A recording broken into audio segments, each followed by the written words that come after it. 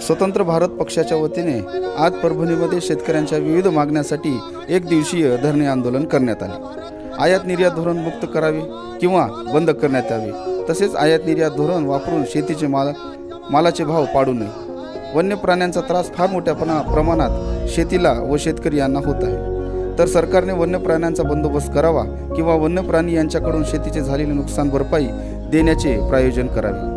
तसेच आतापर्यंत शेतीमालाचे भाव पाडल्यामुळे महाराष्ट्रातील शेतकरी कर्जबाजारी झाला आहे, त्यामुळे जी काही सक्तीची कर्ज वसुली होत आहे ती तात्काळ बंद करावी व संपूर्ण कर्जमुक्ती करावी।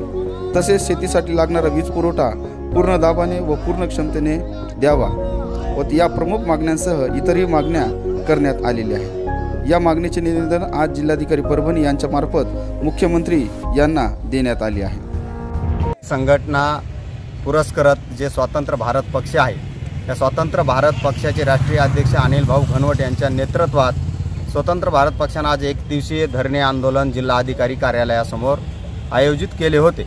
या धरणे आंदोलनातील प्रमुख मागण्या आहेत, शेतकऱ्यांना आत्तापर्यंत सर्वच शेतीमालाचे कोणत्याही पक्षाचं सरकार आलं तर आयात निर्यात धोरण राबवून शेतीमालाचे भाव पाडले, ते आयात निर्यात धोरण मुक्त करण्यात यावं, कायमस्वरूपी आयात निर्यात धोरण बंद करण्यात यावा किंवा आयात निर्यात धोरण वापरून शेतीमालाचे भाव पाडू नये।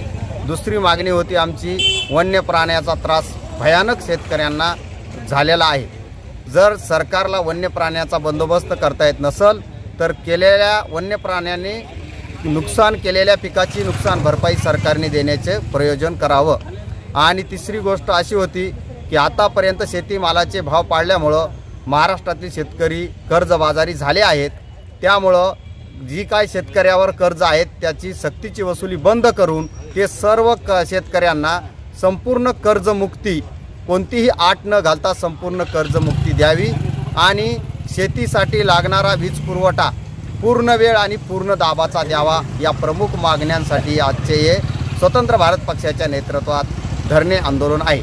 मी शेतकरी संघटना जिल्हा अध्यक्ष गजानन देशमुख। मागणी तुमची जी आहे ती जर मान्य नाही झाली तर भविष्यात स्वतंत्र भारत पक्षाची नेमकी काय भूमिका असणार आहे? नाही, आजची धरणे आंदोलनातली मागणी जर पूर्ण नाही झाली तर राज्यव्यापी आंदोलन किंवा तीव्र आंदोलनाची घोषणा राष्ट्रीय अध्यक्ष करतील।